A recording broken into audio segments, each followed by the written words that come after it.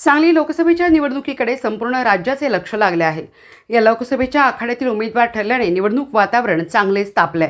महाविकास आघाडीकडून शिवसेना ठाकरे गटाचे उमेदवार चंद्रहार पाटलांना उमेदवारी दिल्यानंतर काँग्रेसकडून इच्छुक असलेल्या विशाल पाटलांनी बंडखोरी करीत अपक्ष उमेदवारी दाखल केली आहे। त्यामुळे वातावरण काहीसे तापले आहे। एकमेकावर सत्ताधारी व विरोधक टीका करण्याची संधी सोडत नसल्याने वातावरण ढवळून निघाले। यावेळी उमेदवारी न मिळाल्याने अपक्ष म्हणून लढत असलेल्या उमेदवार विशाल पाटील यांच्यावर चंद्रहार पाटलांनी सडकून टीका केली आहे। यावेळी ठाकरे गटाचे उमेदवार चंद्रहार पाटील सडकून टीका करताना म्हणाले, अपक्ष उमेदवार विशाल पाटील हे भाजपची टीम बी आहे। भाजपकडून पाकिट घेऊन पाकिट या चिन्हावर ते निवडणूक लढवत आहेत। महाविकास आघाडीचा अधिकृत उमेदवार मी आहे। महाविकास आघाडीतून तुम्ही बाहेर पडला आहात। आपण अपक्ष उमेदवार आहात। आपण बंडखोरी केले हे अजून त्यांच्या लक्षात आले नसेल। माझी निवडणूक एकतर्फी असून या निवडणुकीत मीच विजयी होईन असा विश्वास त्यांनी व्यक्त केला। भाजप उमेदवार संजय काका पाटलांनी या निवडणुकीत डावपेच करून स्वतःच्या विरोधात खोटा पैलवान उभा केला आहे। पण संजय काकांना या निवडणुकीत पाडू शकणारा खरा पैलवान आता निवडणुकीत उतरला आहे असा दावा विशाल पाटील यांनी केला होता। तर बाकीचे सगळे उमेदवार गौण आहेत असेही विशाल पाटील म्हणाले होते। विशाल पाटील यांनी केलेल्या या त्यांच्या टीकेला चंद्रहार पाटलांनी जोरदार प्रत्युत्तर दिले। विशाल पाटील ना मातीतला ना राजकारणातील पैलवान आहे। विशाल पाटील जर स्वतःला पैलवान म्हणून घेत असतील तर आम्ही पैलवानांनी आणि कुस्ती क्षेत्राने काय करावे असा सवाल चंद्रहार पाटील यांनी केला आहे। महाविकास आघाडीनं प्रयत्न केले, काँग्रेस पक्षानेही प्रयत्न केले की हा बंड थोपवण्याचा, पण तो थांबलेला नाही। काल आपली बघितलं बंडखोरी झालेली आहे। त्यांच्याबद्दल काय सांगाल? त्यांना आता तुम्ही सातत्यानं आवाहन करत होता की शेतकऱ्याचा मुलगा नको आहे, तुम्ही जाहीर करा, ते न जाहीर करताच त्यांना एका दिवसात चूक लक्षात आलेली आहे विशाल पाटलांना की आपण बंडखोरी करून चूक झालेली आहे। कालचं त्यांचं वक्तव्य मी ऐकलं की खोटा पैलवान माझ्या बाबतीत त्यांनी शब्द उच्चारलेत आणि स्वतः खरा पैलवान विचारला आहे। खरं तर विशाल पाटलांनी स्वतः खरा पैलवान म्हणणं म्हणजे आमच्यासारख्या पैलवानांना ती चेष्टा वाटायला लागली आहे।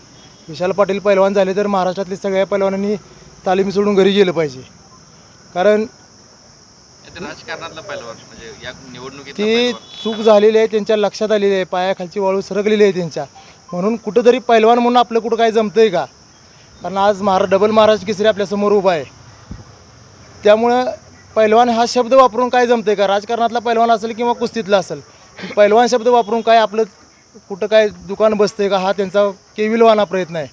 त्यामुळं जवळजवळ 10 ते 15 अपक्ष उमेदवार आहेत, त्यातच ती एक आहे। त्यामुळे ती काही जास्त विचार करण्याची गरज मला वाटत नाही। आणि आज दुसरा एक विषय तुम्हाला सांगायचं झालं तर विशाल पाटील म्हणजे आज ही भाजपची बी टीम आहे।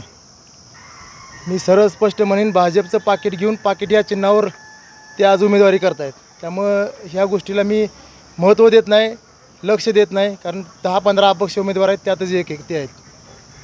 ते म्हणतात की संजय काका तुम्हाला उभं केलंय। अरे महाविकास आघाडीचा अधिकृत उमेदवार मी आहे, हे त्यांच्या लक्षात आहे की नाही मला माहीत नाही। महाविकास आघाडीचा अधिकृत उमेदवार मी आहे आणि महायुतीचे उमेदवार बीजेपीची जागा आहे ती। आणि मला कोण कशासाठी उभा करेल? सगळ्या जिल्ह्यानं बघितले आजपर्यंत मी काय कामं केली जिल्ह्यामध्ये, महाविकास आघाडीतील प्रमुख नेत्यांनी बघितलीत, म्हणून मला आज उमेदवारी दिलेली आहे एका शेतकऱ्याच्या मुलाला। तुम्हाला का दिली नाही उमेदवारी? तुमचा पक्षानं प्रयत्न केले, पण तुम्हाला का उमेदवारी मिळू शकली नाही? आज तुम्ही अनेक मोठी जे आज प्रत्येक भाषणात तुम्हाला आजोबाचं नाव काढायला लागते, वडिलाचं नाव काढायला लागते, आणि मग तुम्ही भाषणाला सुरुवात करताय।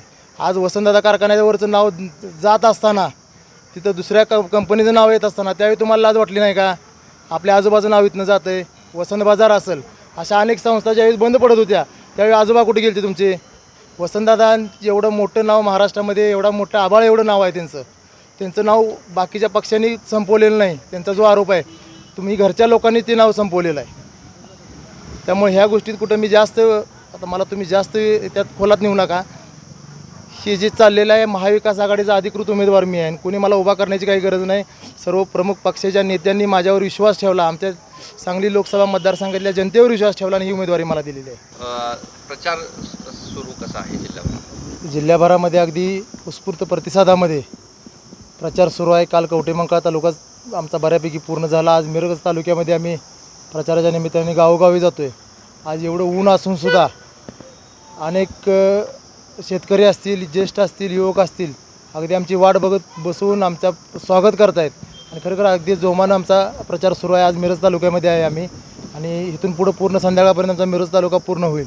उद्या तासगाव तालुका, नंतर खानापूर तालुका असं आमचं पूर्ण नियोजन ठरलेलं आहे.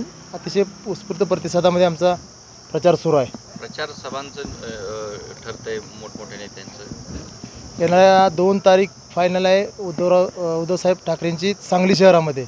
त्यानंतर जवळजवळ 4 तारखेला काहीतरी आदित्यसाहेबांची सभा मतदारसंघामध्ये होईल, अजून ठिकाण ठरलेलं नाही. आदरणीय शरदचंद्रजी पवारसाहेबांची सभा होईल.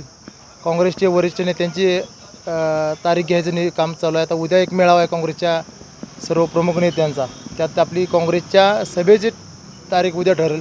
त्यामुळे ह्या येणाऱ्या 8-10 दिवसात महाविकास आघाडीतील सगळे प्रमुख नेते इथे येऊन सभा घेतील. महाविकास आघाडीत